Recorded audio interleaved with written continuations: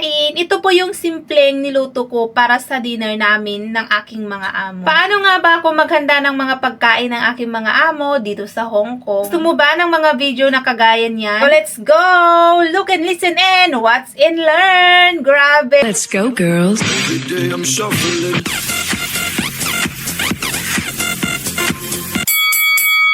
For today video ay i-share ko sa inyo paano magluto ng mga simpleng pagkain para sa ating mga among Chinese dito sa Hong Kong. Sa video ito ay mag-share ko sa inyo ng mga tips at ano yung mga ginamit naming seasoning or ingredients sa pagluto. So ito na mga bebe loves ko. Dried tofu, upo, and garlic. Ito yung i-share kong luto sa inyo ngayon mga bebe loves ko. Sa may maitim na kawali ay nagpainit ako ng konting mantika kasi bawal sa kanila yung oily foods or ayaw nila. And then, I add the garlic. At minekos-mekos ko lang yan siya, mga kabebe loves, hanggang sa maluto siya konti. At hininaan ko yung apoy para hindi po ito masunog, mga kabebe loves. Grabe. And then, I add the dried tofu. And then, we mekos-mekos that together para maglami. And when it turns to color brown, grabe, I add the upo.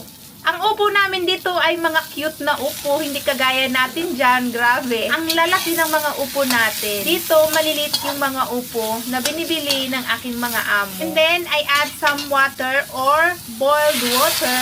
Ang turo ni Lola sa akin, kapag magluto ako ng gulay, tapos lagyan ng tubig, dapat boiled water ang gagamitin para daw maganda or maganda ang pagkaluto ng mga gulay. And then, tinakpan ko yan mga kabebe loves at nilakasan ko yung apoy. Pakuluin natin yan hanggang sa lumambot. And tararan! Grabe! I check it in a few minutes later. Grabe. So, kung napapansin nyo, grabe, diba? Lumobo po yung dried tofu natin. Ganyan po, kaganda. Kapag boiled water ang gagamitin natin, tips na rin yan. So, one of the most important tips sa lutong ito, mga kabebe loves. Kung napapansin nyo, hindi ako naglagay ng kahit anong seasoning dahil yan po talaga ang the way sila magpaluto ng gulay dito sa bahay ng aking mga employer. Ang ginagamit lang naming seasoning dito is iyan. Gamit na gamit yung paminta, sesame oil, asin, and yung mantika, cornstarch, salt, ayan, brown sugar pero white sugar ang nakalagay dyan.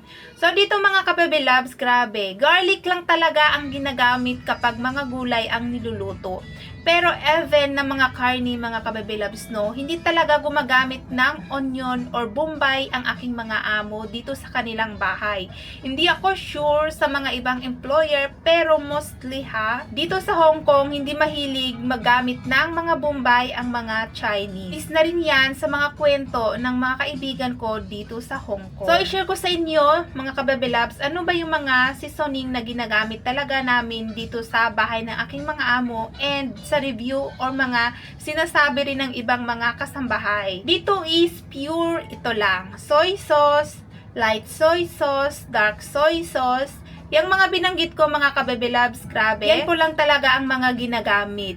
So, kung napapansin nyo, iba't ibang mga bote ang nandyan kasi iba't ibang flavor or iba't ibang brand po yan ng mga soys or light soy sauce, dark soy sauce ang dinisplay dyan. So, sa usapang brand, nakadepende sa mga amo kung anong brand yung ginagamit nila. Yung sa amin is Lukemki. And dito mga kabebe loves, ayan, iba't ibang klaseng marinated na mga seasoning ang naka-display dyan. Or iba't ibang flavor. Pero yung mga amo ko, mga kabebe love, is ito lang talaga ginagamit kadalasan. Ang chicken powder, kung sa atin pa ay chick sarap, ginisa, ganon. And hindi mawawala yung cornstarch or cooking wine. Iyan lang talaga ang ginagamit namin dito sa bahay ng aking mga employer.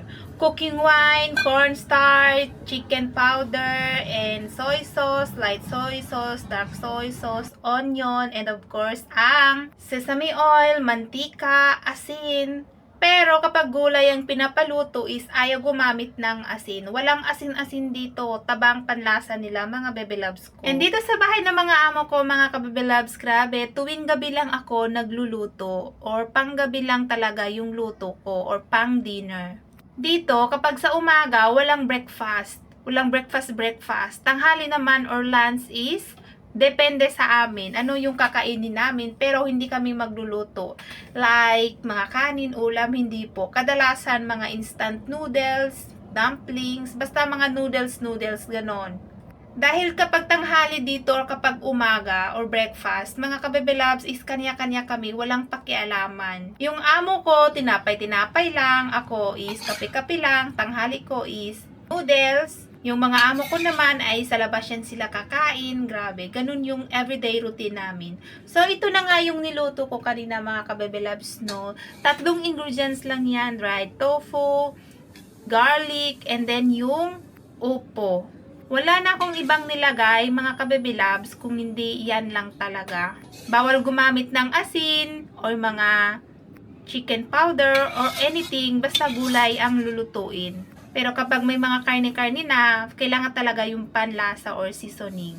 And yung nakita nyo kaninang chicken, luto na po yun, galing sa labas, dinala lang ni Lola dito sa bahay. Tapos, ininit ko lang sa microwave, mga kabebe loves. At ayan na nga, napapansin nyo ba, 3 plato? Ganyan po ako maghanda ng pagkain para sa aking mga amo. So, isahan kami dito mga kabebe loves. Yung mga amo ko kasi kahit andito yan sila sa bahay, hindi talaga yan sila sabay kumakain kapag gising yung baby or kapag andyan yung baby sa sala at naglalaro. Hindi nila maatim na sila ay kakain tapos yung bata ay maglaro-laro lang siya mag-isa. Hindi po. And then, hindi po yan pinapahawak or pinapabantay sa akin kapag andyan sila dahil hands-on sila sa kanilang anak. Ang trabaho ko lang talaga dito sa bahay ng aking mga amo is grabe, pure linis, and ito maganda ng pagkain sa dinner. Yan lang po talaga ang everyday routine ko.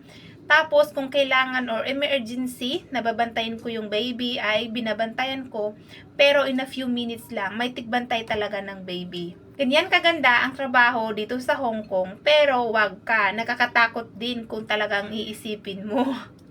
Pero itong video na ito ay pure sa luto lang talaga ang isi-share ko sa inyo, at kung gusto nyo mga kabebe loves ko ang ibang mga topic like yung ugali ng mga amo, yung everyday routine na trabaho, ano yung mga tricks, mga manage or paano mag-time management, gusto nyo ng mga ganyan, mag-comment lang kayo dyan, or anything na gusto nyong itanong, mag-comment lang kayo dyan sa ating comment section at sasagutin ko yan sa abot ng aking makakaya mga kabebe loves. Dahil sa ngayon ay wala pa po tayong maraming mga subscriber. So kapag may itatanong kayo dyan, makikita ko kaagad yung comment ninyo mga kabebe loves at mapapansin ko kaagad yan. I'm sure masasagot ko talaga yan kapag mag-comment kayo or may itatanong kayo dyan sa ating comment section.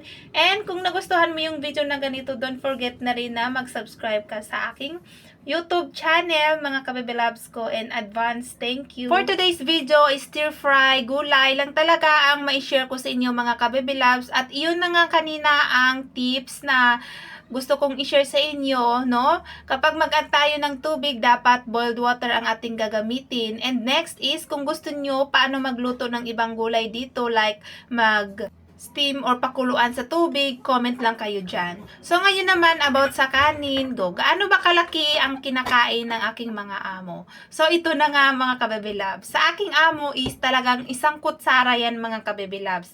Pero ngayon, dahil kumakain na yung baby, ay 2 kutsara na talaga ang hinahain ko or binibigay ko sa aking among babae, kasi kapag isa lang is kulang pa sa kanila ng baby niya.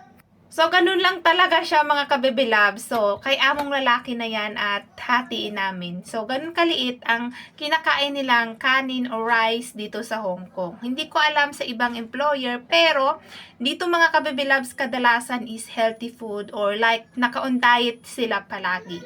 Kaya naman, hindi sila masyadong kumakain ng rice, pero balik kapalit ng rice nila is noodles. Noodles is life sila dito sa Hong Kong. So, ito na po yung final touch ng ating niluto. Grabe, ayan. Yung ulam po is galing sa labas, dinila ni Lola. And tara, kain na tayo mga baby loves!